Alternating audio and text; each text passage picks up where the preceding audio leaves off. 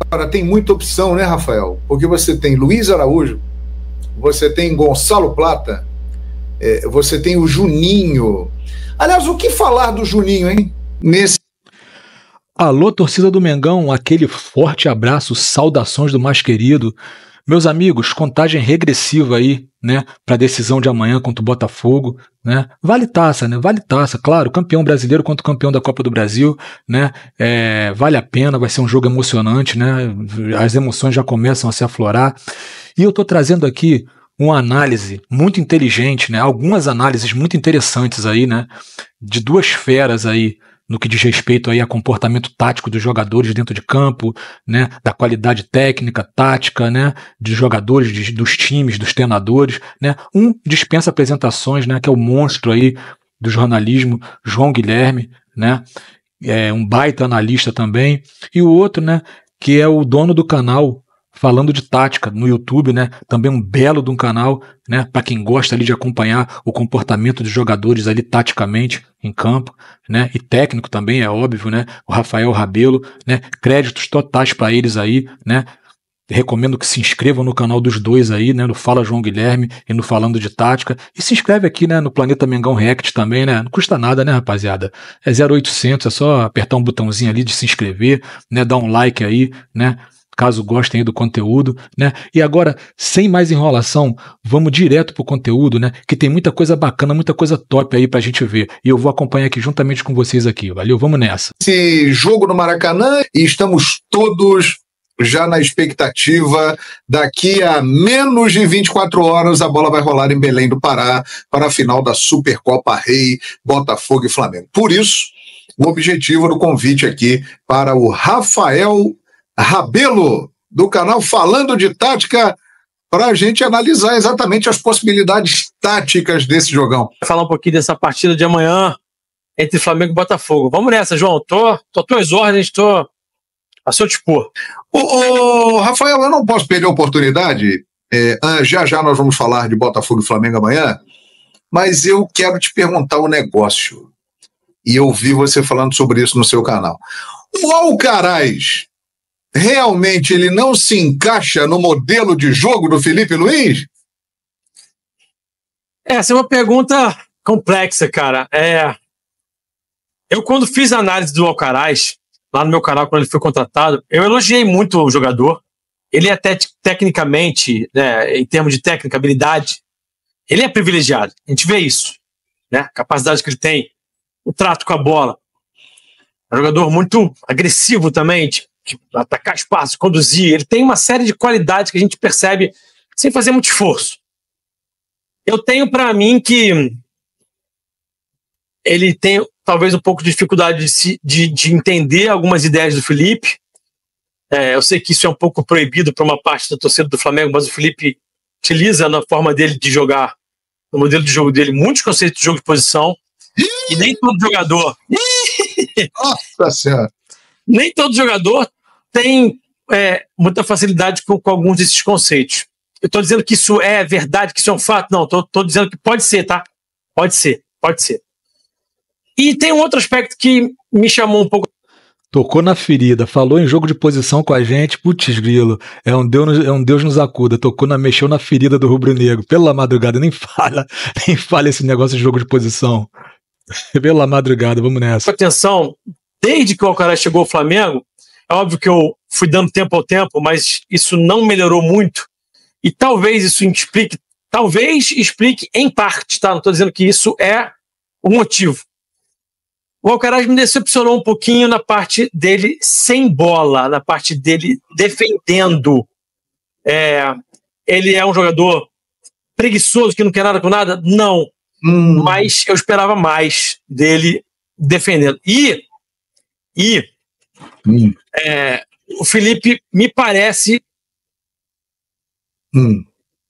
Alô, Rafael. Tivemos uma queda ali na internet, aquelas coisas de internet, né? Já o Rafael vai voltar aqui, vai aparecer. Ele está explicando exatamente o grande assunto de ontem para hoje, né? A negociação que pegou todo mundo de surpresa do Alcaraz. Ele foi emprestado lá para o Everton, ficará lá até o meio do ano e com obrigações de metas ali de compra. Se ele realizar 6 partidas, se eu não estou enganado, o time inglês tem a obrigação de comprá-lo por um valor próximo do que o Flamengo investiu. A contratação mais cara da história do Flamengo. Então seria algo aí na casa de 18 milhões de euros que o Flamengo estaria reavendo com essa negociação do Alcaraz. E eu gravei até um vídeo agora há pouco que eu coloquei no meu Instagram. Não sei se o Rafael está de novo com a gente, mas é o seguinte, cara. Até quinta-noite, todo mundo falava, pô, esse Alcaraz aí, muito caro, né?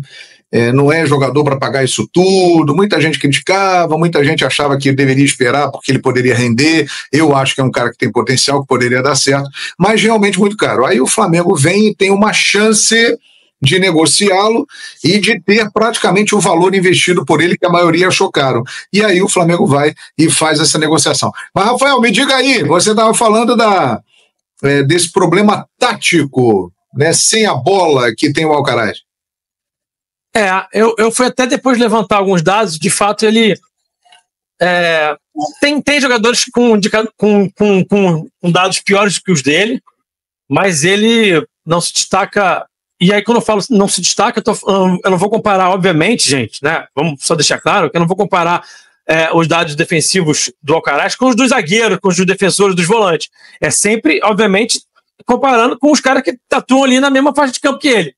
E a tendência, por exemplo, é o Arrascaeta aí melhor do que ele.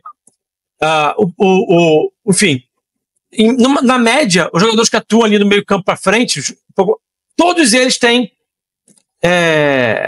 estatísticas defensivas melhores que a do Alcaraz.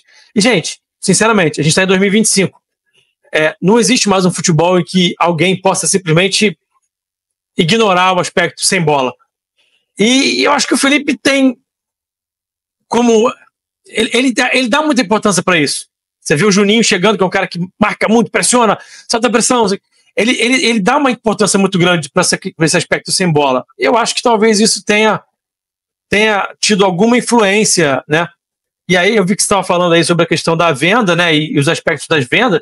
Se for isso mesmo, 6 ou 8 jogos, já se falou em 6, eu já vi gente falando em 8. Uhum. Mas enfim, 6 ou 8 não faz nem tanta diferença. Mas se for uma meta de 6 jogos e a compra for de 18 milhões de euros, eu acho um baita do negócio, gente. Falar a verdade. Também acho. Fico com essa opinião. Então, o Rafael, e no texto do Flamengo, na nota oficial, o José Boto explica, né, exatamente isso que eu perguntei para o Rafael. Ele diz lá, o jogador não se encaixa na característica de jogo do técnico Felipe Luiz e por isso surgiu a oportunidade da negociação. Ele foi negociado, pode voltar no meio do ano se não atingir as metas, mas é bem provável que atinja e seja negociado. Então, Alcaraz, agora no Flamengo, provavelmente não veremos mais. Vamos falar do jogão de amanhã. Falando de tática, Rafael Rabelo, é um Flamengo que tem a sequência de trabalho do Felipe Luiz contra um Botafogo que tem uma base campeã brasileira da Libertadores, mas sem treinador, porque o Arthur Jorge foi embora e ainda não veio o substituto, Carlos Leiria, o técnico interino, e sem Luiz Henrique e Almada. Rafael. É isso. Eu acho que o Flamengo sai um pouco na frente por conta de tudo isso que você falou aí agora, né? Existe uma memória tática ali do que eles faziam com o Arthur Jorge? Acho que sim. Acho que a gente viu um pouco disso até no jogo do Fluminense. Acho que essa memória tática vai se perder aos poucos, porque você não consegue manter as dinâmicas, as ideias, os conceitos por muito tempo sem o cara estar ali, fisicamente, no dia a dia. Então, teve até um colega que é botafoguense, que estava na minha live hoje mais cedo, e ele fez até uma lembrança interessante. Quando o Caçapa ficou lá, ele saiu, durou uns 3 ou 4 jogos, depois tudo se perdeu. Né? Desculpa pela luz aqui, viu? Desculpa pela luz aqui. Fica tranquilo. Você está aparecendo bem na tela. Exatamente. A luz morreu aqui. Não, fica até um clima de tensão, de expectativa. Exatamente. Muito bom. E aí ele lembrou, foi interessante essa lembrança que ele fez Ele falou, quando o Caçapa saiu, ficou ali alguns jogos e depois funcionou alguns jogos, 3, 4, depois a coisa... Porque não tem como você manter a tal da memória tática por muito tempo. Acho que o Botafogo ainda preserva um pouco dessa memória tática, dessa ideia tática que o Arthur Jorge implementou. A gente vai ver um pouquinho ainda desse Botafogo do Arthur Jorge, sim, mas a coisa começa a ir se perdendo. E até contra o Fluminense eu já achei que o Botafogo já fez muita bola longa, já esticou demais a bola, já não conseguiu marcar da mesma forma. Então já é um Botafogo mais enfraquecido, sim, com certeza. Agora, o modelo de jogo do Felipe Luiz, como é que encaixa com este modelo de jogo do Botafogo, que ainda tem essa memória tática do Arthur Jorge? Tem duas coisas assim que acho que a gente pode falar de cara, João. Tem uma situação que eu acho que o Flamengo pode se aproveitar, eu acho que o Felipe, obviamente, já está de olho nisso, que é o fato dos laterais terem muita liberdade para avançar, para saltar pressão, como a gente fala, né? De andar para frente. Então, se você coloca alguém ali como uma isca para atrair esse cara, esse lateral, seja o Alex Telles pelo lado esquerdo, seja o Matheus Ponte ou o Vitinho pelo lado direito, né? Você coloca alguém ali para servir de isca, para obrigar esse cara a andar para frente, dá para você aproveitar esse espaço que fica às costas, porque a cobertura nem sempre é muito bem feita. Quando a cobertura é feita pelo Gregory, geralmente o Gregory é um cara que é muito móvel, ele cobre muito campo, né? Ele é um Kanté, um João Gomes, ele tem um pouco, sem comparar jogador, tô falando na questão de característica. Exatamente. Quando é do lado do Marlon Freitas, o Marlon Freitas já não tem essa mesma capacidade. O Marlon Freitas é um atleta um pouco mais alto, um pouco mais pesado, ele não vai tanto pro combate, pro embate, então ele tende a demorar um pouco para cobrir. Tanto é que o gol do Fluminense sai numa situação exatamente dessa, tá? O Alex Telles salta, é feito um passe nas costas dele, o Marlon sai para cobrir, é feita a tabela, e aí entra um passe nas costas do Alex Telles, e o Alex Telles faz o pênalti, porque ele vai tentar recuperar e acaba chegando atrasado e faz o pênalti. Então essa é uma situação que dá pra gente imaginar o Flamengo tirando proveito. E outra coisa que eu achei, o bloco de marcação, quando o Botafogo sobe o seu bloco de marcação, há alguns desencaixes ali. E aí o Flamengo pode ter uma certa tranquilidade, sim, a palavra certa é tranquilidade, sim, para começar a construir as suas jogadas. Para começar a construir. E o Flamengo, João, é um time que começa a construir suas jogadas muito bem. Acho que isso talvez seria um dos principais aí, das principais qualidades desse time do Felipe, né? A forma como ele faz o time sair jogando. O time sai jogando muito limpo, individualmente, tem jogadores muito técnicos muito bons, o Ortiz, o Alexandre também ajudou muito, né? Ajuda nesse aspecto. Você tem o Léo Pereira, enfim, o Pulgar, o De La Cruz, esses caras são muito bons tecnicamente e as dinâmicas coletivas são muito bem organizadas, tá? Muito bem organizadas. Então, mesmo contra times que sobem um bloco bem, o Flamengo sai. Embora fosse um amistoso contra o São Paulo, a gente viu em alguns momentos o São Paulo conseguindo subir bem e o Flamengo saía tocando, saía construindo bem. Porque é muito bem elaborada essa primeira fase de construção, essa série de bola do Flamengo. Contra um time como o Botafogo, que até sobe bem, mas que ainda tem alguns desencaixes, acho que o Flamengo pode ter uma certa tranquilidade para começar a construir suas jogadas e, a partir disso, gerar vantagens e conseguir ali uma predominância tática e até uma questão de posse de bola. Acho que o Botafogo vai dar a bola para o Flamengo, João. Rapaz, chamou atenção a palavra tranquilidade, né? Mas você explicou aí exatamente qual é o espaço que o time do Flamengo pode se beneficiar disso. Agora, numa análise mais leiga e geral, a gente ouve muita gente dizendo o seguinte, e você acabou de dizer aí, o Botafogo vai dar a bola para o Flamengo. O Flamengo pode sofrer com contra-ataques do Botafogo?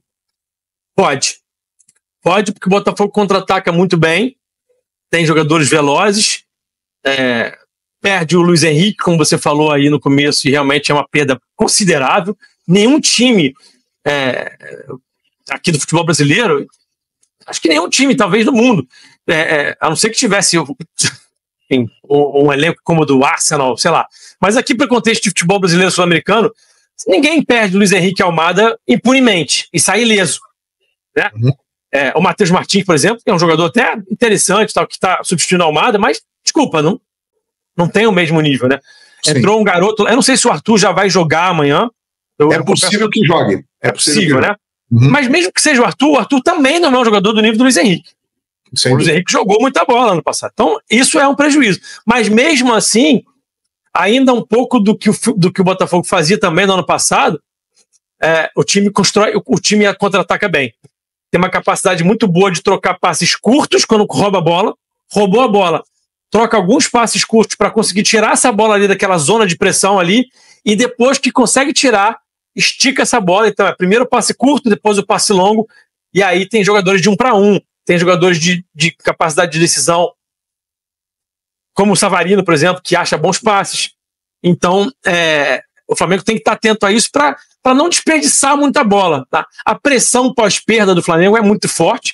A tendência é que a gente veja o Flamengo, nos momentos que perde a bola, conseguir recuperá-la rapidamente. O Flamengo tem feito isso, não só em 2025 contra times fracos, fez isso também no Campeonato Brasileiro do ano passado.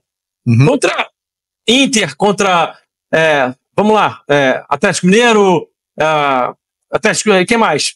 Outros times mais fracos, Cuiabá, mas fez contra times fortes também. E a tendência é que consiga fazer isso amanhã contra o Botafogo também. Mas assim, não pode exagerar, não pode passar do ponto, ficar perdendo bola demais. Porque senão uma hora o caldo entorna, né? Essa pressão mais adiantada, se perder essa bola e o Botafogo conseguir romper essa linha, isso aí é uma chave do jogo, né? Que o Rafael está explicando aqui. Esse contra-ataque do Botafogo que provavelmente deve dar a bola mais para o Flamengo. Eu tenho aqui, eu fui lá no GE e peguei as prováveis escalações, né? Isso aqui é uma prévia, mas é só para a gente ter uma base. Eu acredito que a maior parte do que vai aparecer aqui deva se confirmar para o jogo de amanhã. O Flamengo, olha aí, Rossi, Wesley, Léo Ortiz, Léo Pereira / Danilo, de repente o Danilo estreia ou não, provavelmente não, mas pode ser, tá lá, e Alexandro. Meio campo, acho que não tem dúvida, Pulgar, De La Cruz, Gerson e Arrascaeta. Interrogação e BH. Interrogação aí, tem um monte de gente que pode entrar nessa interrogação aí, hein? Ou de repente até o BH não jogar, entrar uma outra dupla. O que você acha, Rafael Rabelo? Eu acho que ele vai de Michael. Eu acho que ele vai repetir o time que jogou contra o Volta Redonda, colocando o Arrascaeta. Acho que o Danilo não joga. Acho que o Danilo está muito tempo parado para começar a entrar num jogo de caráter decisivo. E sim, o jogo tem caráter decisivo, a gente precisa falar sobre isso também, porque a Supercopa, obviamente, que não tem a mesma importância de Copa do Brasil, de Copa. É um torneio é uma taça que é disputada em um jogo. Então, assim, mas assim, é contra o rival, né, gente? Sim. Isso traz um molho especial para o jogo. É um rival que é o atual campeão brasileiro, o atual campeão da Libertadores, e o rival que ganhou do Flamengo os 2 jogos do último Campeonato Brasileiro, né? Exatamente. Sendo que um deles foi 4-1. Então, o torcedor do Flamengo, ele tá meio aqui, meio entalado. Então, o torcedor do Flamengo tá doido pra dar aí as forras, né? Então, assim, eu tendo a acreditar que o Felipe não vai botar o Danilo até por conta disso, né? Porque não dá para colocar, por mais que o jogador seja qualificado, uma ótima contratação, ele tá parado desde que a última partida dele foi 14 de dezembro. Então ele tá numa outra rotação aí, tá num outro ritmo. Então acho que ele vai com esse time aí que tá na tela, com o Michael, que foi o time que eu acho que ele escalou contra o Volta Redonda, esse time, sem o Arrascaeta, porque o Arrascaeta estava sendo preparado para essa partida de amanhã, para treinar esse time. Ele escalou esse time contra o Volta Redonda para treinar esse time, para botar esses caras para jogar, para entender ali as dinâmicas e tudo mais, para corrigir o que eventualmente tiver de errado, para reforçar o que está dando certo. Acho que o jogo do domingo passado, do sábado passado contra o Volta Redonda, foi um treino para o jogo de amanhã. Perfeitamente. Então, na visão do Rafael, o Michael deve ser o cara para jogar ali. Agora, tem muita opção, né, Rafael? Porque você tem Luiz Araújo, você tem Gonçalo Plata, você tem o Juninho. Aliás, o que falar do Juninho, hein? Nesse jogo no Maracanã e no jogo lá do último sábado em Volta Redonda. Qual é a sua avaliação dele? Acho que tem que ter um pouquinho de paciência. Eu acho que ele mostrou um pouquinho já do que ele pode apresentar nessas principais características. A gente já viu um pouquinho lá do famoso facão, né? Tanto se falou do facão, do Juninho. De fato, ele é um jogador que ataca bem o espaço, que tem essa capacidade de fazer o famoso facão lá, que o Gabriel Barbosa fazia tanto lá nos tempos bons. E mostrou muita capacidade também de pressionar, de saltar pressão, de roubar a bola dos defensores, né? Ele fez isso algumas vezes, até no jogo agora contra o Sampaio, né? Lá no Maracanã, na quinta-feira. Ele fez isso algumas vezes. Conseguiu subir, conseguiu saltar pressão, conseguiu roubar a bola. Até o gol que foi anulado, que a bola saiu por um pouquinho, né? Aquela foi uma excelente jogada dele, hein? Foi uma excelente jogada que começa com uma roubada de bola. Então acho que tem que ter um pouquinho de paciência, porque ele está se adaptando. Ele não esteve com os outros jogadores na pré-temporada, é importante lembrar disso. Então ele não bebeu ali, como é que foi que o Felipe falou, João? Não bebeu da fonte do conteúdo tático. O Felipe usou uma palavra bonita ali. Teve uma coletiva que ele falou ali, um negócio que foi bonito pra caramba, não me lembro. Ele é diferente, mas foi isso aí mesmo, foi isso aí. Foi um negócio assim, então o Juninho não bebeu da água dessa fonte, desse conteúdo tático aí do Felipe na pré-temporada. É importante a gente falar sobre isso, né? Tá voltando ao futebol brasileiro depois de muitos anos. Infelizmente já tem gente na torcida que tá falando que o cara é bagre, até porque ainda tem até a brincadeira com o ex-time dele, então a galera já faz logo a relação lá com o cara bagre e tudo mais. Acho que tem que ter um pouco de paciência, acho que ele pode ajudar bastante, cara. Acho que ele vai ser um cara útil, sim, e eu tenho uma ideia de que ele pode contribuir e pode ser importante, sim. A gente pode fazer um paralelo aí entre Juninho e Alcaraz, né? Porque o torcedor, muitas vezes aqui no Brasil, ele se acostuma com contratações baseadas no nome. O cara tem nome, o cara é famoso, o cara já fez isso no futebol, e não está acostumado com contratações por característica, por opções táticas do treinador. Alcaraz não se encaixa no modelo de jogo. Juninho veio por quê? Porque ele tem as características que o Felipe Luiz considera que possam ajudar o time do Flamengo, e ele pode se encaixar no modelo de jogo do Flamengo. Agora, por aquela sua análise anterior, né, o Wesley e Alexandro podem ser dois caras importantíssimos no jogo de amanhã, né? Podem, e por conta dessa questão, né, do espaço às costas dos laterais do Botafogo, que pode ficar ali oferecido ao Flamengo. Os pontas também podem ser importantes, né? O Flamengo também pode gerar um espaço ali com o próprio Michael. O BH também às vezes pode cair por ali. A sua observação é muito interessante, João, porque na última entrevista o Felipe fala sobre isso, né? Ele fala, olha, eu gosto que meus laterais passem, né? Então, assim, ele fala isso explicitamente. Então, assim, a gente vê muitas vezes o Flamengo com os dois laterais atacando ao mesmo tempo, isso desde o primeiro jogo do Felipe. Né? Que, inclusive, o primeiro jogo do Felipe, quem fez o gol da vitória sobre o Corinthians foi o Alexandre. Né? Não à toa foi o Alexandre. A gente vê, em alguns momentos, os dois laterais muito avançados no terreno de jogo. O Felipe quer isso. Então, pode sim haver uma vantagem aí para os laterais, especialmente para o Wesley, né? Que é um cara que ataca mais, que tem mais essa força para atacar ali, atacar espaço, tem muita leitura e velocidade, né? Então pode ser um jogo também interessante pro Wesley, cara.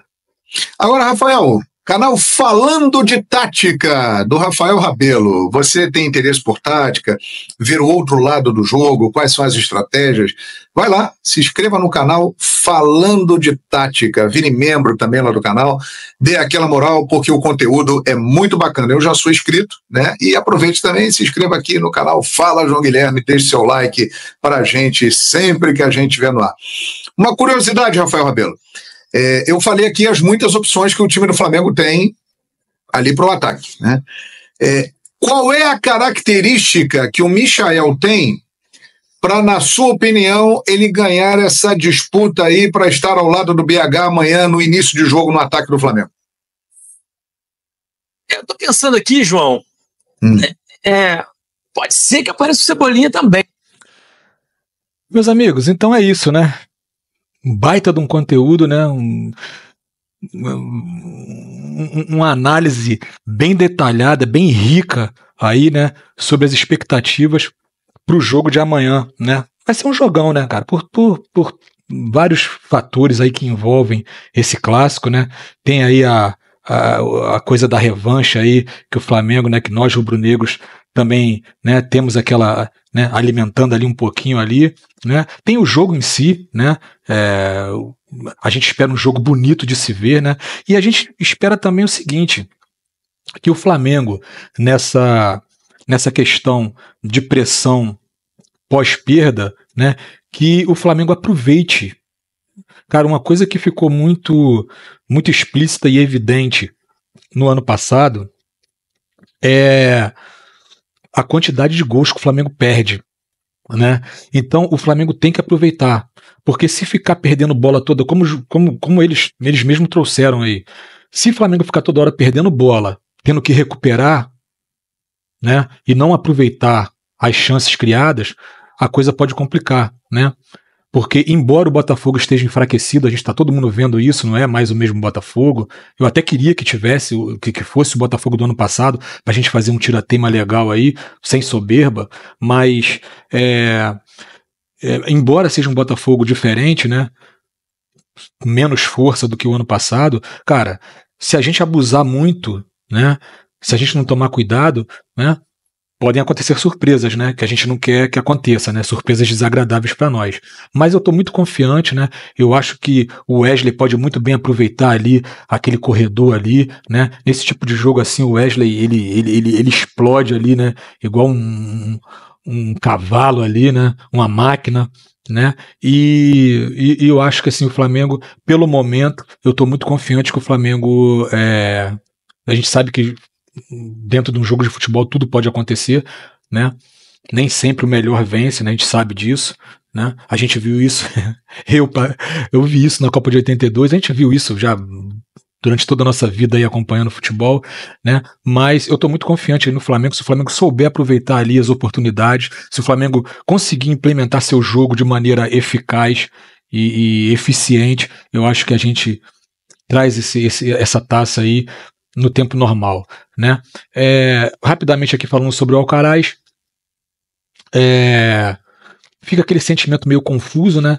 Porque ele foi mal no ano passado, não conseguiu se encontrar, mas a gente esperava que esse ano ele, né, tivesse a oportunidade, a grande oportunidade, muito tempo aí para mostrar seu futebol, e de repente ele foi vendido aí, foi emprestado aí pro Everton, e pelo que o João Guilherme falou, com grande possibilidade de nem voltar mais pro Flamengo. Então, assim, uma passagem meteórica, nem esquentou lugar no Flamengo, né? De repente, uma oportunidade de mercado, né? A diretoria, visando o lado financeiro aí do clube, né, aproveitou a oportunidade, né? Haja vista que a diretoria passada se comprometeu em pagar um valor assim muito alto pelo Alcaraz, né? E a diretoria atual viu nessa transação uma oportunidade de recuperar o dinheiro. Eles deram mais importância, né, à quantia financeira, ao lado financeiro, né? Deram mais ênfase aí ao lado financeiro. Vocês aí, o que acham? Beleza? Então, rapaziada, já ficou muito longo esse conteúdo, vou parando por aqui, tá? Peço a vocês humildemente que, se gostaram aí, deixe o seu like aí, se inscreva mais uma vez, se inscreva aí no canal dos amigos aí também, dessas feras aí, do João Guilherme, falando de tática aí, do Rafael Rabelo, valeu? Alô, torcida do Mengão, aquele abraço, amanhã tamo junto, vamos lá na torcida, né? Muito confiante, vamos fazer aquela energia positiva ali, por mais uma vitória do Mengão, mais uma taça para nossa rica galeria de troféus. Valeu? Um grande abraço a todos. Logo, logo eu tô voltando. Vocês não perdem por esperar. Um abraço. Valeu!